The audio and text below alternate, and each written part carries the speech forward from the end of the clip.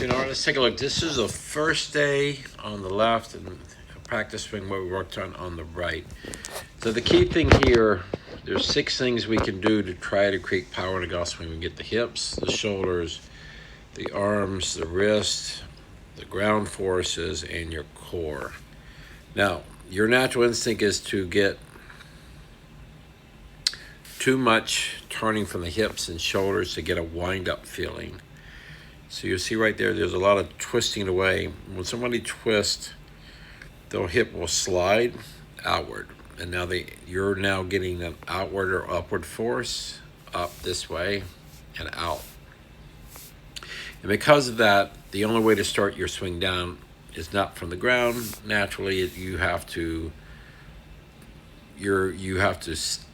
you're trying to push those hips, and now there's all this disconnect through here. You can see that your body's going over here, but the arms are behind, and now you're kind of stuck, and you just have to wait and to get your hands on there. You can't get any power into your swing.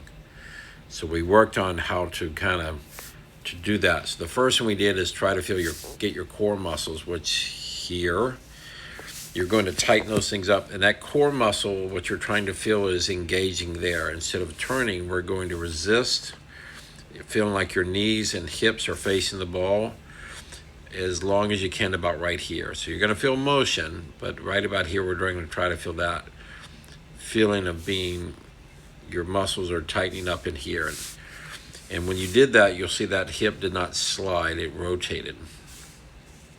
See the hip bump? That's you pushing out. Here, your hip didn't bump at all. So now you're more like a spring.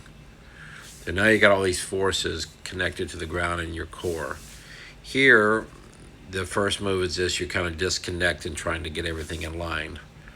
Over here, what happens is now you can get like you're hitting that bag with that force. We're trying to feel all that energy heading here and everything stays together.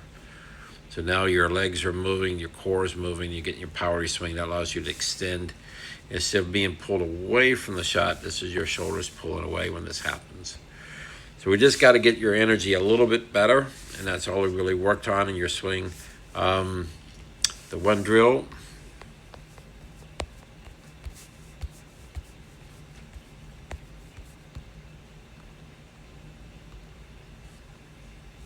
So this is this drill here. We turn the club upside down and feel a couple things here. At this first part, I'm going to feel a little pressure in my feet to get things to move. Okay, once I start feeling pressure, I've got my arm right on my core and my arm.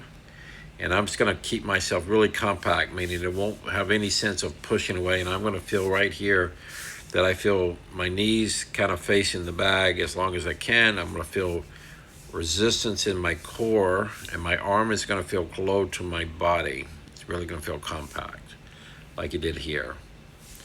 And now I'm going to get power. I want to put leverage to that bag. So right there, I'm going to just push. I'm moving my core that I just wound up like a spring, and I'm going to hit the bag with a force. And that keeps me right on top of that power feeling. So now you're getting power in your core, and right there, that's a good feeling for you to feel resistance, hit. Resistance hit, and that's your power feeling. That keeps you down through the shot, so that gets more like what we saw there. Power to the bag. And after the bag, that tells you, all right, that's our force, and now we can just let it fly and extend through. So we got to keep just building up that little more resistance from the core, and just feel like your power is trying to hit the bag with the core and arms, and the lower half power, and then right there at the bag, you can let it go swinging through.